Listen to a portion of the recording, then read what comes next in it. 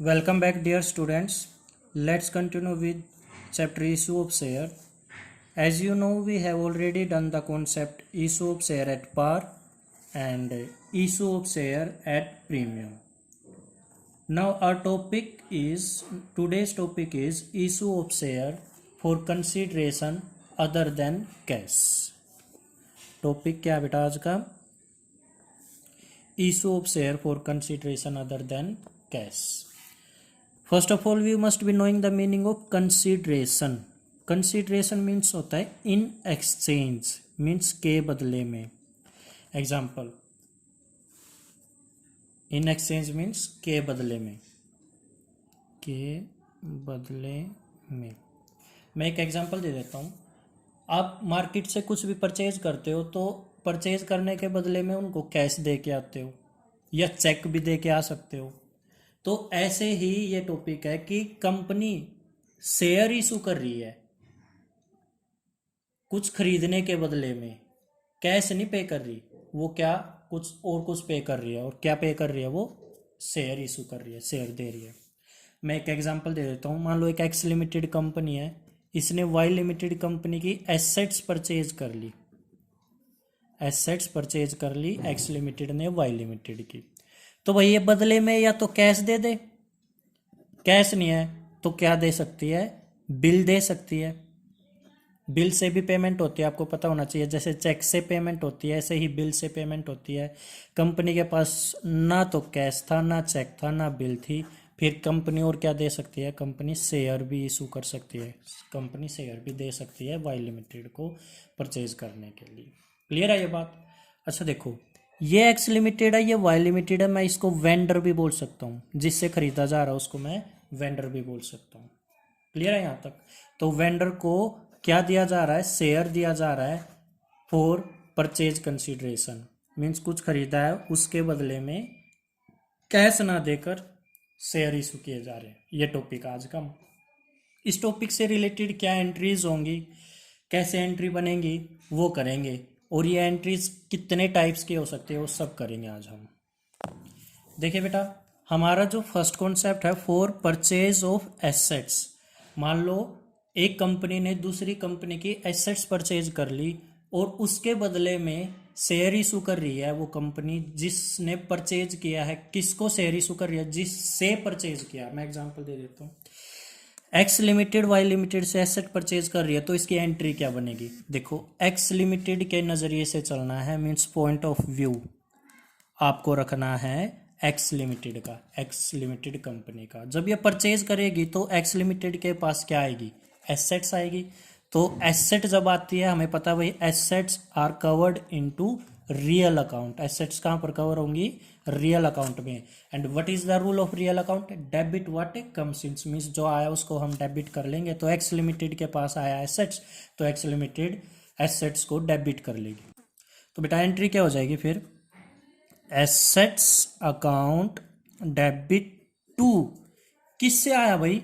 Y limited से. To Y limited.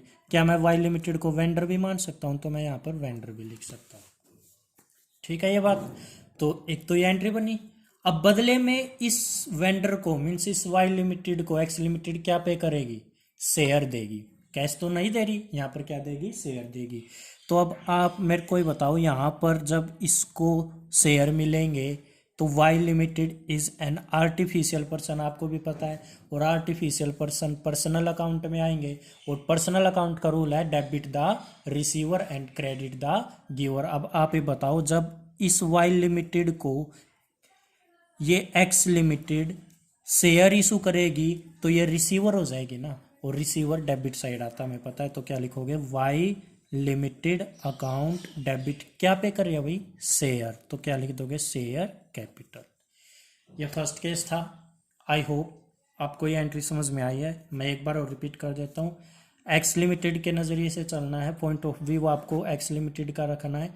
X limited जब assets purchase कर रही है तो assets account debit to Y limited. Asset पे लगा हमारा रियल अकाउंट और रियल अकाउंट का रूल है debit what comes in.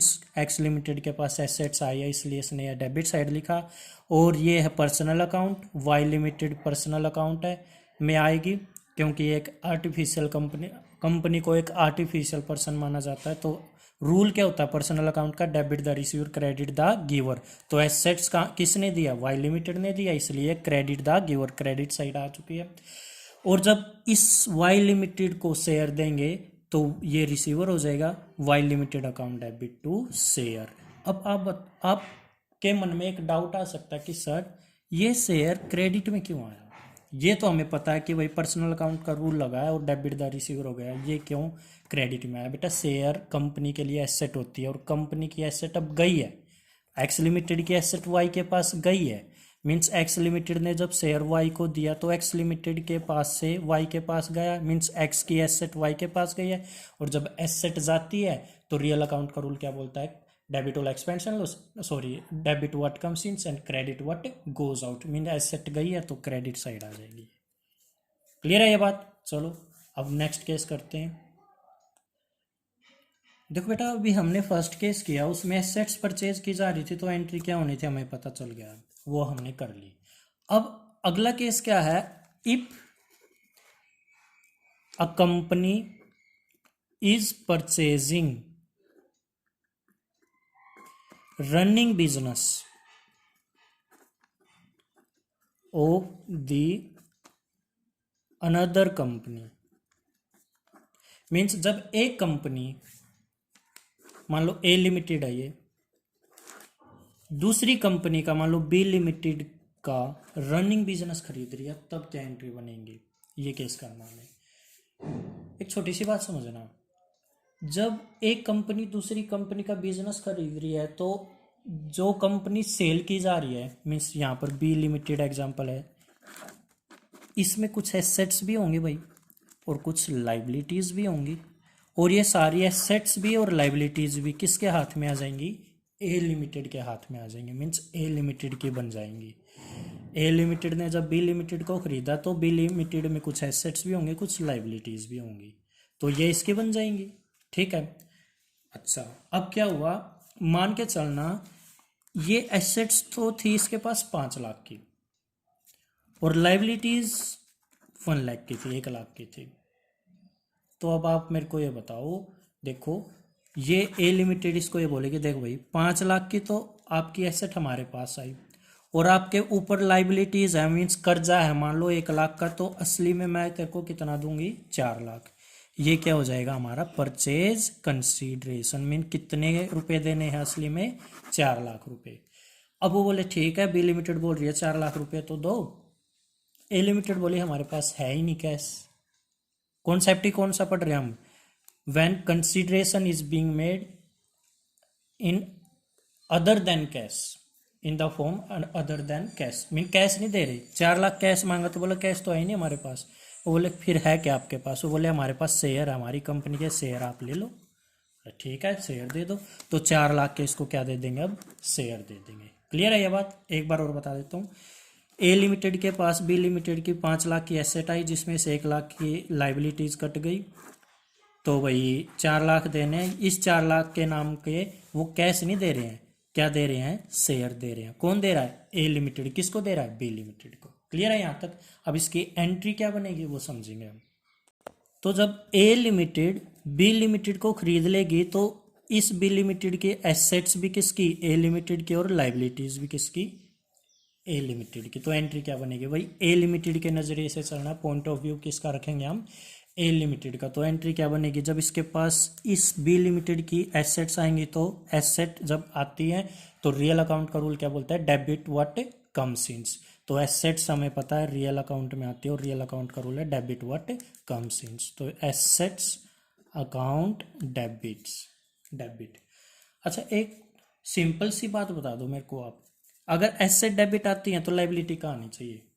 Credit side आनी चाहिए। तो यहाँ पर क्या लिख दोगे? To liability. मान के चलना एसेट्स आई हैं 10 लाख की, लाइबिलिटीज हैं 2 लाख की, मीन्स 2 लाख की। अब इसको कितना पे करना है? वेंडर को, मीन्स बी लिमिटेड को कितना पे करना है? क्लियर सी बात है। अब बी लिमिटेड को, बी लिमिटेड लिख दो बेटा या फिर वेंडर लिख दो, एक ही बात है। अगर नाम ना दे रखा हम वेंडर लिखते हैं, यहाँ पर नाम दे रखा है तो बी लिमिटेड लिख रखा है। इसको देने हैं अब 8 लाख रुपए। क्लियर है ये बात? ये परचेज कंसीडरेशन बन गया, 8 लाख रुपए देने हैं। पर वो आगे देखेंगे कि भाई रुपए देंगे या शेयर देंगे।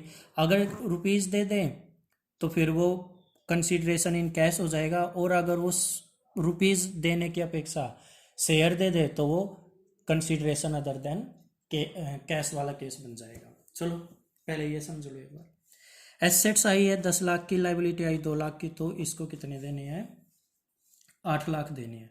बेटा कुछ केस ऐसे होंगे कि देखो हमें पता हमारा डेबिट और क्रेडिट इक्वल होना चाहिए, मीन्स ये 2 और 2 क्रेडिट होते हैं, 2 का मीन्स क्रेडिट होता है, 8 और 2 10 और ये 10 इक्वल होते हैं। इन केस ये मैच नहीं हो पा रहे, मान के चलना ये 12 लाख है, 2 लाख की लाइबिलिटी ले ली और शेयर कैपिटल बोल दिया 8 लाख देंगे। अब भी डिफरेंस कितने का रह गया? 2 लाख का रह गया ना। कैसे? ये 8 और 2 10 और ये 12 है, कितने का डिफरेंस रह गया? 2 लाख का। तो ये 2 लाख इधर लिखो और यहाँ पर लिख दो टू कैपिटल रिजर्व। मीन्स अगर डिफरेंस क्रेडिट साइड रह रहा है तो हम क्या लिखते हैं? Capital reserve. उल्टा भी हो सकता था बेटा, मान लो ये 2 लाख है और ये है 18 लाख, मान के चलना ऐसे क्वेश्चन आएंगे। ये कितने हो गए? 20 और ये कितना है? 12। कितना डिफरेंस रह गया? 8 का। किस साइड रह गया? Debit side. कितने का? 8 लाख का। तो यहाँ पर हम अपनी तरफ से क्या लिख देते हैं? गुडविल। तो गुडविल अकाउंट डेबिट। तो मैं शॉर्टकट में बताऊं, अगर इस साइड कमी रह रही है डेबिट साइड तो गुडविल लिख लेना, और अगर इस साइड कमी रह रही है तो आप क्या लिख लोगे? Capital reserve. ये एंट्री भी आएंगे आगे, मैं आपको बता दूंगा। ठीक है बेटा। अब ये फर्स्ट एंट्री हो गई, एसेट खरीद ली, लाइबिलिटी हमारी हो गई। तो अब किसको, इसको कितने देने हैं? मान लो 8 लाख रुपए देने हैं, फर्स्ट केस ही कर रहे हैं हम। या फिर एक बार और मैं बता देता हूँ, एसेट्स मान लो हमने ली है, एसेट्स अकाउंट डेबिट हुआ है हमारा 5 लाख, टू लाइबिलिटी हुआ मान लो 1 लाख। तो इसको कितने देने हैं? अब बी लिमिटेड को 4 लाख। मान लो मैच हो गए, ना यहाँ कैपिटल लिखने की जरूरत है ना गुडविल वगैरह लिखने की जरूरत। ठीक है। अब इसको क्या पे किया जा रहा है? शेयर। तो बी लिमिटेड को जब शेयर देंगे तो ये रिसीवर हो जाएगा, debit the receiver. B limited account debit, 4 lakh के शेयर दिए जा रहे हैं, मान के चलना टू वेंडर।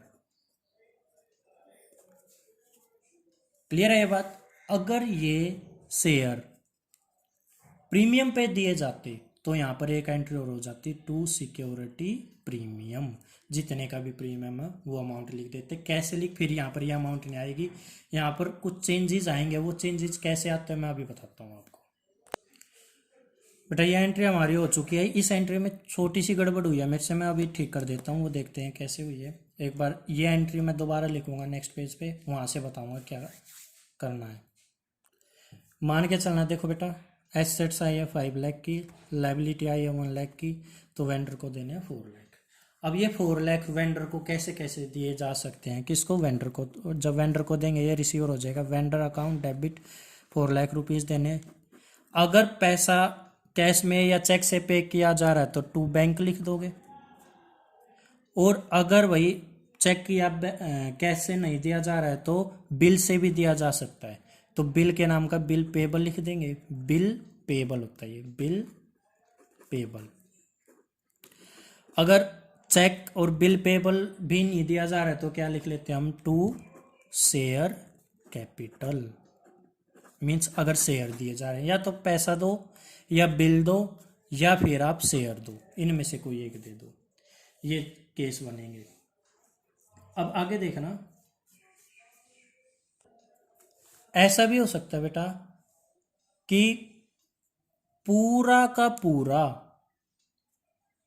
शेयर कैपिटल ना दे के कुछ कैश दे दे, कुछ बिल दे दे और कुछ शेयर कैपिटल दे दे। उसके लिए कैसे एंट्री करेंगे? मान लो 4 लाख में से 2 लाख का तो चेक से पेमेंट हो रहा है, 1 लाख का बिल दिया जा रहा है और बाकी 1 लाख के शेयर दे दिए। ऐसा भी हो सकता है। या फिर ऐसा भी हो सकता है ये कुछ नहीं दिए गए, सारे के सारे क्या दे दिया? शेयर ही इशू कर दिए। ऐसा भी हो सकता है। ठीक है। और हम यही पढ़ रहे हैं कि वेंडर को क्या दे दिया? शेयर दे दिया। तो ये एंट्री बन जाएगी vendor account debit to share capital. ये तो पार का केस है, जब वेंडर को शेयर दिए जा रहे हैं एट पार। ऐसा भी हो सकता है वेंडर को शेयर एट प्रीमियम दिए जाए, उसकी एंट्री क्या होगी देखने को। फिर बेटा एंट्री हो जाएगी अगर प्रीमियम पे दिए जा रहे हैं, फर्स्ट एंट्री तो हमारी सेम रहेगी, इसमें तो कोई डिफरेंस ही नहीं होना है, चाहे पार पे हो या प्रीमियम पे हो। तो सेकंड एंट्री अगर प्रीमियम पे दिया गया है तो vendor account debit to share capital, ये तो पार की तरह ही होगा बिल्कुल। एक और एंट्री आ जाएगी टू सिक्योरिटी प्रीमियम। अब आपको एक बहुत इंपॉर्टेंट बात बता देता हूँ, जब यहाँ पर सिक्योरिटी प्रीमियम दे रखा हो तो एंट्री कैसे पास की जाती है, नहीं अमाउंट कैसे निकाली जाती है, यहाँ पर अमाउंट कैसे लिखी जाएंगी, वो कैसे निकाली जाएगी, अभी वो समझाऊंगा मैं क्वेश्चन के थ्रू या एग्जाम्पल के थ्रू। देखो बेटा, अगर जैसे अभी मैंने बताया प्रीमियम पे दिया जा रहा है, जब वेंडर को शेयर पे किए जा रहे हैं, इशू किए जा रहे हैं और वो प्रीमियम पे किए जा रहे हो, तो हमें कैलकुलेट करना पड़ेगा नंबर ऑफ शेयर्स। क्या कैलकुलेट करना पड़ेगा? Number of shares. मैं आपको फॉर्मूला बता देता हूँ नंबर ऑफ शेयर कैसे कैलकुलेट करते हैं। अगर गिवन है तो अच्छी बात है, अगर नहीं है तो नंबर ऑफ शेयर्स कैसे निकाले जाते हैं उसके लिए मैं फॉर्मूला बता देता हूँ। वो निकलेंगे, यहाँ पर लिखो amount payable divided by value of share. मान लो एक शेयर 10 रुपए का होता है, यहाँ 10 लिख देंगे, वैल्यू ऑफ शेयर, और इसी में इंक्लूड कर देना अगर प्रीमियम दे रखा है प्रीमियम की वैल्यू भी। तो एंट्री क्या बनी? अमाउंट पेबल, नहीं सॉरी, फॉर्मूला क्या बना? Amount payable divided by value of share. जैसे पिछले केस में हमारी वैल्यू पेबल है 4 लाख, वैल्यू ऑफ शेयर है मान लो 10, तो नंबर ऑफ शेयर निकल जाएंगे हमारे, कितने आएंगे ये 40,000। इसको इससे डिवाइड कर लेंगे तो 40,000। अगर ये प्रीमियम पे होते ही, मान लो प्रीमियम है हमारा, मान लो प्रीमियम हमारा 5 रुपए का, 6 रुपए का, मैं मान के चलता हूँ 5 का, तो फिर 4 लाख को हम डिवाइड करेंगे 15 से, जो भी आएगा ये नंबर ऑफ शेयर्स आ जाएंगे। क्लियर है ये बात? अब क्वेश्चन के थ्रू समझेंगे इसको, जब ज़्यादा बेटर समझ में आएगा। मैं एक क्वेश्चन दिखा रहा हूँ आपको, आप उस क्वेश्चन का स्क्रीनशॉट भी ले लेना, बोर्ड का क्वेश्चन है वो। देखिए बेटा ये क्वेश्चन है, क्वेश्चन पढ़ते हैं क्या लिखा हुआ है। X limited purchase the business of Y limited. X limited ने वाई लिमिटेड का बिजनेस परचेज कर लिया फॉर रुपीज़ 9 लाख रुपीज़ में, ठीक है।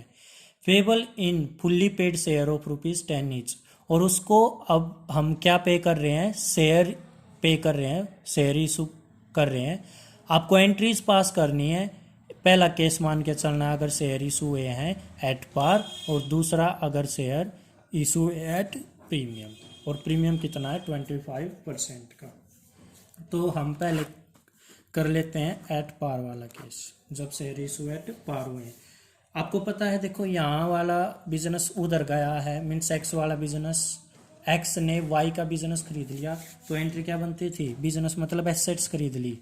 अपने आप समझ लेना, अगर बिजनेस खरीदा जा रहा है तो एसेट्स खरीदी जा रही है, तो एंट्री बनेगी assets account debit. Sir liability भी तो हो सकती है, क्या यहाँ बताया लाइबिलिटी? कुछ नहीं बताया, तो मान के चलो एसेट्स खरीद ली।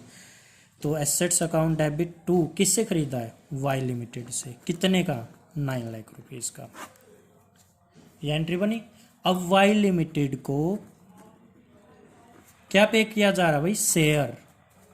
तो यहाँ क्या लिख देंगे? Y limited account debit to share capital. कितने? 9 लाख। क्या ये बात आगे समझ में? ये पार वाला है। अब हम केस करेंगे सेम ही है एट प्रीमियम वाला। प्रीमियम वाले में भी ये एंट्री तो बिल्कुल डिटो सेम रहेगी, इसमें तो कोई डिफरेंस ही नहीं है। इसमें थोड़ा सा चेंज आएगा, वो क्या चेंज आएगा पहले एंट्री देख लेते हैं। एंट्री ये बनेगी वाई लिमिटेड अकाउंट डेबिट। ये एंट्री भी करना फर्स्ट वाली सेम है, ये मैंने कर दी मान लो। अब मैं ये एंट्री कर रहा हूँ, Y limited account debit, Y को कितने देने हैं? 9 lakh, to share capital, to security premium. भाई प्रीमियम भी तो पे किया ना, प्रीमियम पे दिए हैं। देखो अब यहाँ पर हमें मेन चीज सीखनी है कि भाई अमाउंट यहाँ पर कैसे लिखी जाएगी, ये चीज सीखनी है हमें।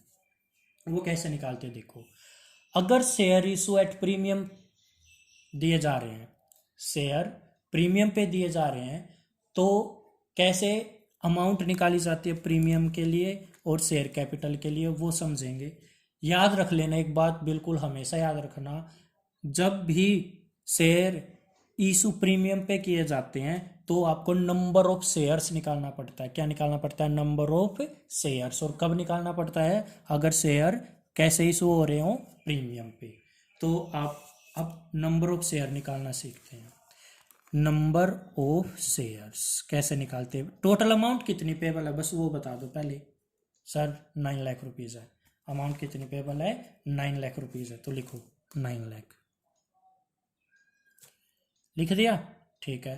अब ये 9 लाख रुपीज़ कैसे पे करने हैं? प्रीमियम पे। फॉर्मूला क्या था नंबर ऑफ शेयर का? एक बार पहले फॉर्मूला लिख देता हूं मैं। फॉर्मूला हमारा था amount payable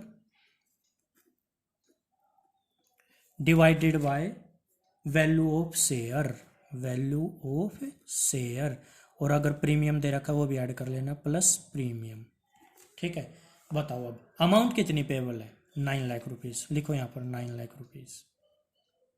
number of share निकाल रहे हैं हम। वैल्यू ऑफ शेयर कितनी है? सर वैल्यू ऑफ शेयर दे रखी, एक शेयर की वैल्यू कितनी है? 10 रुपीज़। ये है 10। ठीक है। वैल्यू ऑफ शेयर हमारे पास 10। और अगर प्रीमियम दे रखा वो भी ऐड कर लेंगे। प्रीमियम कितना है? 25%। ये कैसे निकलेगा? ये निकलेगा एक शेयर की वैल्यू कितनी है? 10। इसका 25%। एक शेयर की वैल्यू 10 है ना, इसका 25% निकाल दो। प्रीमियम कितना आएगा? 2.5। तो इसमें 2.5 हम ऐड कर लेंगे। कितना ऐड कर लेंगे? 10 प्लस 2.5। अब देखो इस 9 लाख को 12.5 से डिवाइड कर लो। आप करो बेटा, मैं भी कर रहा हूँ अपना डिवाइड। ये डिवाइड कर देते हैं, 72,000 आ जाएगा। कितना आएगा? 72,000। तो अब बताओ नंबर ऑफ शेयर कितने हैं? 72,000। अब सुनो, शेयर कैपिटल के सामने अमाउंट कैसे लिखी जाती है? 72,000 means number of share into 1 share की वैल्यू कितनी है? 10। उससे मल्टीप्लाई कर दो तो ये 7,20,000 आ जाएगा। ये क्लियर है? यहाँ तक कोई डाउट हो तो पूछ, मेरे से पूछ लेना। दोबारा बता देता हूँ, शेयर कैपिटल के सामने अमाउंट कैसे लिखी जाएगी? नंबर ऑफ शेयर इनटू पर शेयर की वैल्यू कितनी है? तो नंबर ऑफ शेयर है हमारे पास 72,000 और पर शेयर की वैल्यू है 10। इससे मल्टीप्लाई करके ये लिख दिया। अब सिक्योरिटी प्रीमियम के सामने अमाउंट कैसे लिखी जाती है? इसमें भी नंबर ऑफ शेयर और प्रीमियम कितने का है? सर प्रीमियम है 2.5 रुपीज़ का, ₹2.5 का। तो नंबर ऑफ शेयर है 72,000 और 2.5 से इसको अगर 2.5 से मल्टीप्लाई करोगे तो आप भी करो, मैं अपना कर रहा हूँ, ये आ जाएगा 18,000। कितना आ जाएगा? 18,000। तो देखो ये प्रीमियम की होगी। अब इन दोनों को जोड़ो, क्या इसके इक्वल है? 9 लाख के बिल्कुल इक्वल है ये। तो डेबिट और क्रेडिट इक्वल हो गए। क्या ये बात आई समझ में? मैं एक बार और इसी पॉइंट को क्लियर कर देता हूँ बेटा, दोबारा से समझ लो। सबसे पहली बात, हमें नंबर ऑफ शेयर निकालने की नीड कब पड़ेगी? अगर शेयर इशू एट प्रीमियम हो रही है तो उसकी एंट्री तो हमें पता है क्या करनी है। Vendor account debit to share capital to security premium reserve. Entry तो ये होनी है। मान लो वेंडर को देने हैं, जैसे इसी केस में था 9 लाख रुपीज़, और एक शेयर कितने का मान रखा हमने? 10 रुपीज़ का। और प्रीमियम कितने का? 25%। तो 10 का 25% निकाल दोगे आप तो यह आएगा 2.5। तो 10 प्लस 2.5 इक्वल टू 12.5। तो एक शेयर की वैल्यू हो जाएगी। अब सुनो, नंबर ऑफ शेयर निकालने का फॉर्मूला क्या है? जितनी अमाउंट आपको पे करनी है, अमाउंट पेबल। अमाउंट पेबल सही से लिखते हैं। नंबर ऑफ शेयर निकालने के लिए amount payable divided by amount payable divided by value of share. और इसी में अगर प्रीमियम है वो भी ऐड कर देंगे, प्रीमियम भी। अमाउंट पेबल देखो अब कितनी है हमारी? 9 lakh divided by value of share है 10 प्लस प्रीमियम कितना आ गया? 2.5। तो ये कितना होगा? 9 लाख 12.5। तो इसको मैं अब 9 लाख को 12.5 से डिवाइड करूँगा, ये मेरा आना है 72,000। तो मेरे नंबर ऑफ शेयर कितने आ गए? 72,000। अब यहाँ पर अमाउंट कैसे लिखी जाती है? शेयर कैपिटल के सामने नंबर ऑफ शेयर को आप मल्टीप्लाई करोगे वैल्यू ऑफ शेयर से, वैल्यू ऑफ शेयर से, तो ये 72 है और वैल्यू ऑफ शेयर कितनी है 10। और ये अच्छा इंसान, आपको पता है इसको प्रीमियम से मतलब नहीं होता, एक्चुअल में कितना है उससे मल्टीप्लाई करवाता है ये। तो 72 इंटू 10 करोगे 7,20,000, 7,20,000। और जब इसके सामने लिखोगे same formula, number of share लिखो 72,000 इंटू सिक्योरिटी प्रीमियम का अमाउंट कितना है 2.5, तो ये आ जाएगा।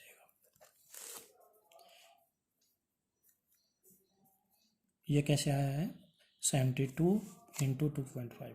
आई hope now this point is clear to all of you. ये ही इम्पोर्टेंट था ज़्यादा, तो एंट्रीज तो आप कर ही लोगे, अमाउंट निकालने में थोड़ा आप पजल कर सकते हो। तो अभी इन्हीं पे बेस्ड हम एक क्वेश्चन करते हैं बुक से, तब ये और भी अच्छा आएगा आपको समझ में।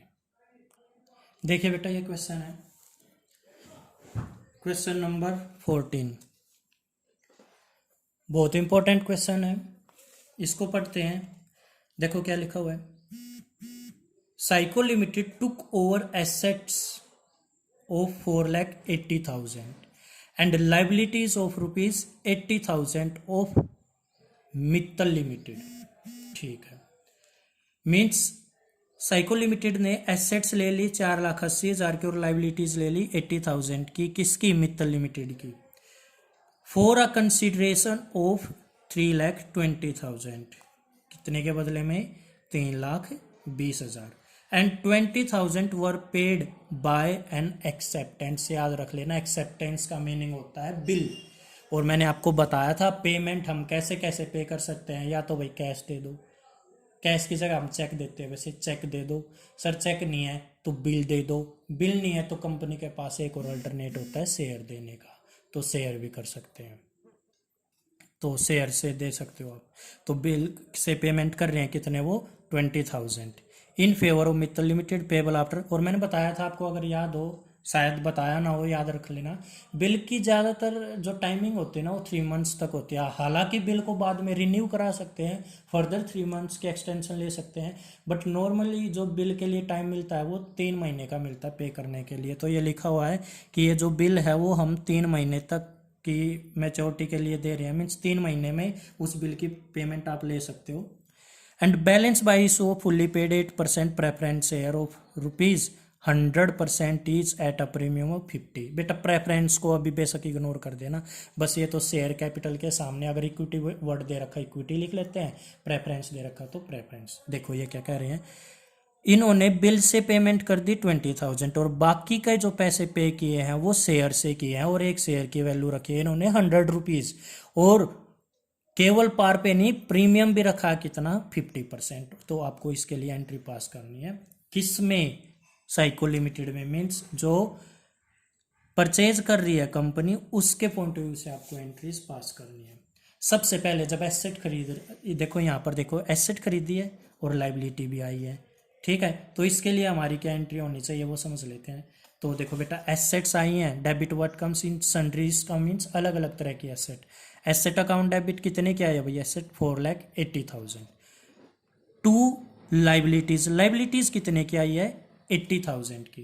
तो ठीक है भाई 4,80,000 में से मतलब हमारे पास एसेट आई है, ये बोल रही है साइको लिमिटेड, हमारे पास एसेट आई है 480 की, आपका कर्जा हमारे ऊपर आया है 80,000 का, तो ये बन गए थे 4 लाख। तो हम यहाँ पर मित्तल लिमिटेड लिखते मीन्स वेंडर लिखते, या नाम दे रखा तो नाम लिख लिया, 4 लाख लिखते, बट इन्होंने खुद बता रखा है परचेज कंसिडरेशन जो हमने माना ना वो माना है 3,20,000। अगर ये खुद बता देना परचेज कंसिडरेशन इतना है, तो नाम के सामने मीन्स जो कंपनी बेची जा रही है उसके सामने हम वही अमाउंट लिख लेते हैं 3,20,000। यहाँ तक क्लियर है। अब देखो मैंने आपको क्वेश्चन में बताया था, हम यहाँ पर लिखेंगे एक बार asset account debit to liability to vendor, vendor यहाँ पर कौन है मित्तल लिमिटेड। तो एसेट कितने की आई है 480 की, 4,80,000 की, लाइबिलिटी आई है 80,000 की, कंसीडरेशन में लिखता अगर कुछ ना दे रखा तो 4 लाख, बट अब दे रखा इन्होंने खुद कितना 3,80,000। अब आपको ये दोनों टोटल करो और ये टोटल करो, अगर ये मैच हो गए तो ठीक है, अदरवाइज फिर क्या करते हैं मैं बताऊंगा। ये 380 और 80 कितना बनेगा 460, कितना बना 460, और ये कितना है 480, कितने का डिफरेंस रह गया 20,000 का। किस साइड डिफरेंस है, मीन्स किस साइड छोटा है, इस साइड है, कितना 20,000। तो हम अपनी तरफ से यहाँ क्या लिख लेते हैं, capital reserve, to capital reserve. अगर ये छोटा रह जाता तो यहाँ पर क्या लिख लेते थे, गुडविल। क्लियर है ये बात। तो I hope this entry is also clear to all of you. Sorry बेटा, क्वेश्चन में यहाँ 380 नहीं है, 320 है। सॉरी बेटा, ये मैं अमाउंट गलत लिख गया, यहाँ 320 है। तो अब देख लो, कुछ ज़्यादा डिफरेंस नहीं बनेगा, देखना एक बार। 320 ये है और 80 ये है, कितना हो गया 4 लाख हो गया। ये कितना 480, कितने का डिफरेंस है 80 का, तो यहाँ 20 की जगह बस क्या आ जाएगा 80,000 आ जाएगा। ठीक है, तो मेरे से छोटी सी मिस्टेक हुई थी।